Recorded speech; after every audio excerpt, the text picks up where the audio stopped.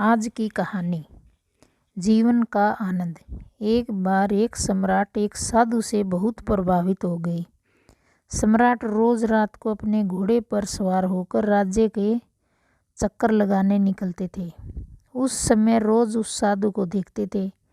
वह साधु एक वृक्ष के नीचे अपनी मस्ती में बैठे, कभी बांसुरी बजाते, कभी नाचते, कभी गीत गुनगुनाते और कभी चुपचाप बैठकर आकाश के तारों को देखते रहते थे।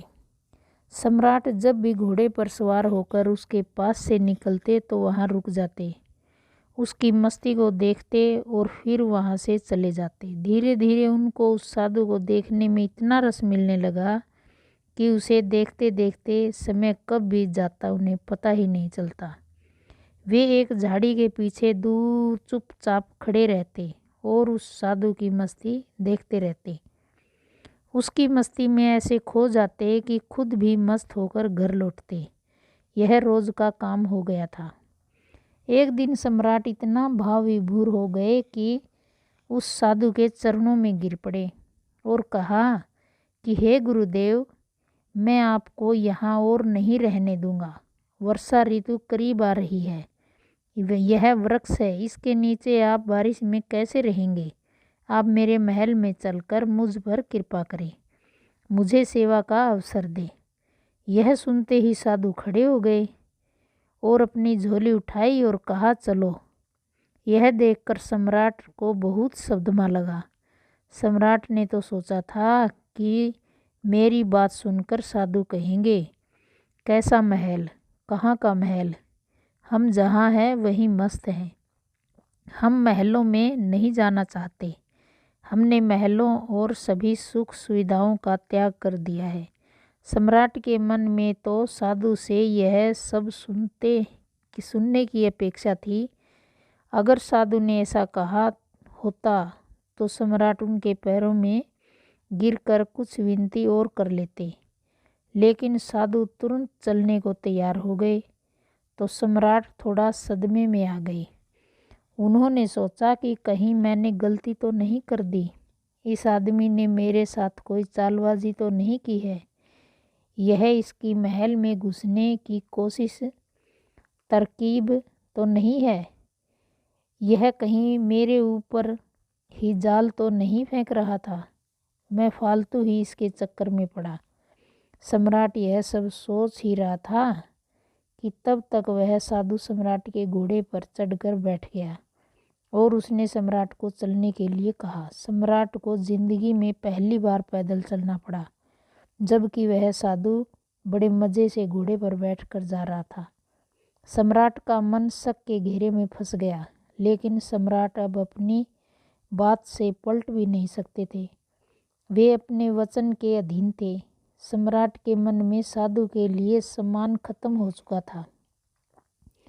साधु महल में ऐसे ही मस्ती से रहने लगा जैसी मस्ती में वह वृक्ष के नीचे रहते थे।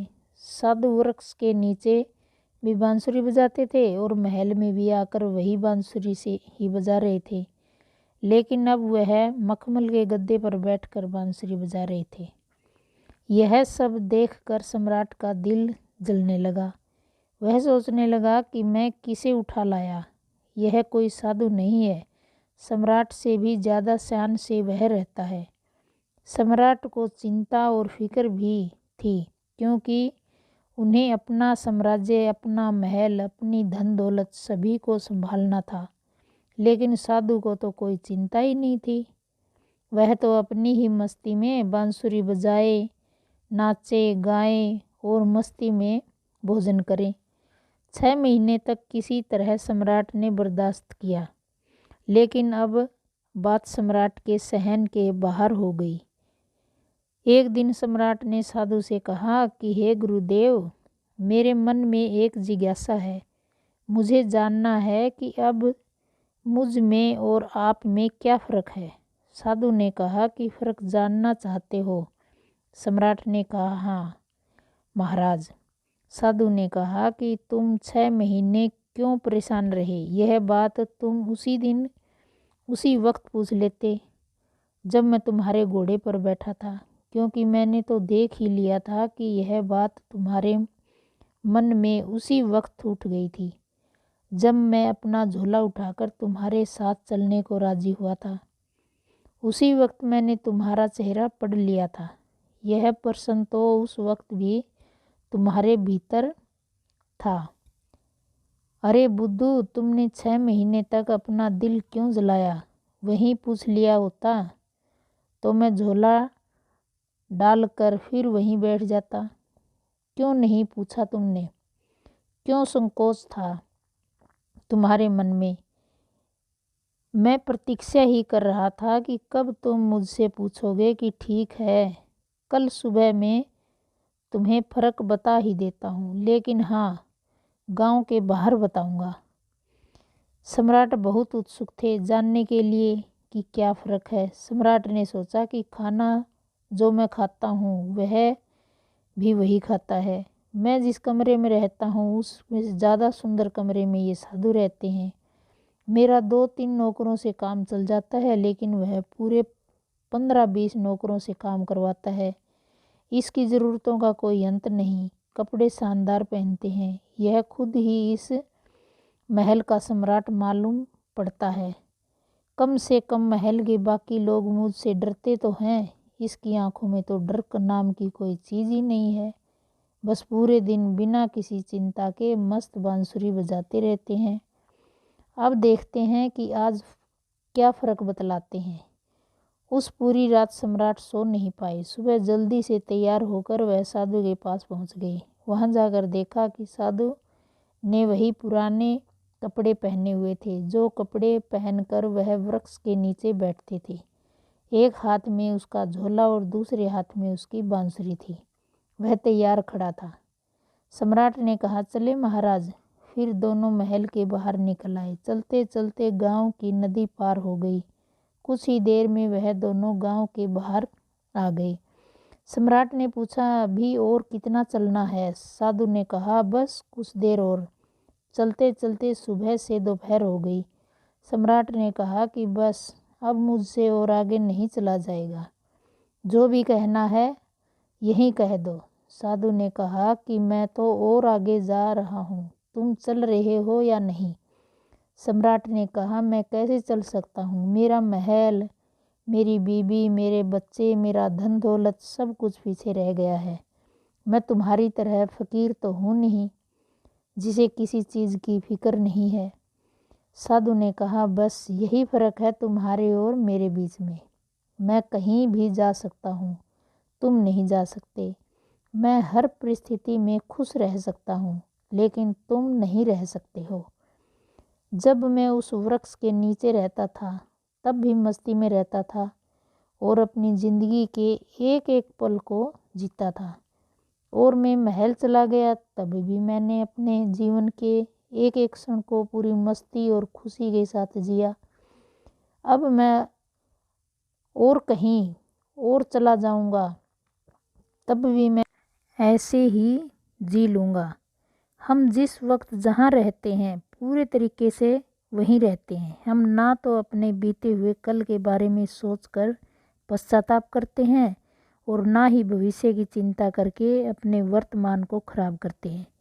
हम बस आज में जीते हैं, क्योंकि हम समझ चुके हैं कि जीवन तो आज में है। जीवन तो इसी पल को जीने में है। बस यही छोटा सा फर्क है तुम में और मुझ में। तुम्हें परिस्थितियाँ चलाती हैं और हम परिस्थितियों को चलाते हैं। तुम खुश रहोगे या दुखी, यह तुम्हारे आसपास होने वाली घटनाओं पर निर्भर करता है। लेकिन हमारे लिए यह घटनाएं जिंदगी के सफ़र का एक हिस्सा मात्र है। अचानक सम्राट को महसूस हुआ कि अरे, यह मैंने क्या कर दिया। इतने अद्भुत आदमी को नहीं पहचान पाया। 6 महीने इनके साथ सत्संग भी नहीं कर पाया। सत्संग करता भी तो कैसे? मेरे मन में तो यही चल रहा था ना कि यह एक ढोंगी बाबा है। तुरंत सम्राट ने साधु के पैर पकड़ लिए और बोला, नहीं महाराज, अब मैं आपको नहीं जाने दूंगा। साधु ने कहा, देख, मुझे कोई परेशानी नहीं है। मैं फिर से तेरे महल चल दूंगा, लेकिन फिर तुझे परेशानी होगी। ऐसा सुनते ही फिर सम्राट के मन में वही विचार आया कि यह साधु तो फिर आसानी से मान गया। साधु ने सम्राट के चेहरे की तरफ बड़ी ध्यान से देखा और फिर बोले, लेकिन नहीं, अब मैं नहीं जाऊंगा, क्योंकि तू फिर नहीं सुधरेगा। फिर तुझे परेशानी होगी और तू फिर चिंता में पड़ जाएगा। हमारा क्या, हम तो सन्यासी हैं। हमारे लिए महल और जंगल सब एक जैसे हैं। हमें कोई भी समस्या नहीं है, क्योंकि जिसे समस्या है वह सन्यासी ही नहीं। मेरी बांसुरी जैसे महल में बजाती थी, वैसी ही जंगल में बजेगी और बजती रहेगी। यह कहकर वह साधु वहाँ से चले गए और सम्राट वहीं खड़े खड़े उस साधु को जाते हुए देखते रह गए। दोस्तों, इस कहानी में एक गहरा अर्थ छुपा है। हम ऐसा सोचते हैं कि हम आज़ादी का जीवन जी रहे हैं, पर वास्तव में हम अवचेतना मन के द्वारा चलाए जा रहे हैं और हम अवचेतन मन के गुलाम हैं। वह साधु वास्तव में अपने मन को चला रहा था और हमें वास्तव में हमारा मन चला रहा है। शिक्षा: यदि एक बार मन सामंजस्यपूर्ण स्थिति में आ जाए तो फिर न बाहरी परिस्थितियों और वातावरण का उस पर कोई प्रभाव होगा और न ही आंतरिक अशांति होगी। जय श्री राम। जय श्री राम। धन्यवाद।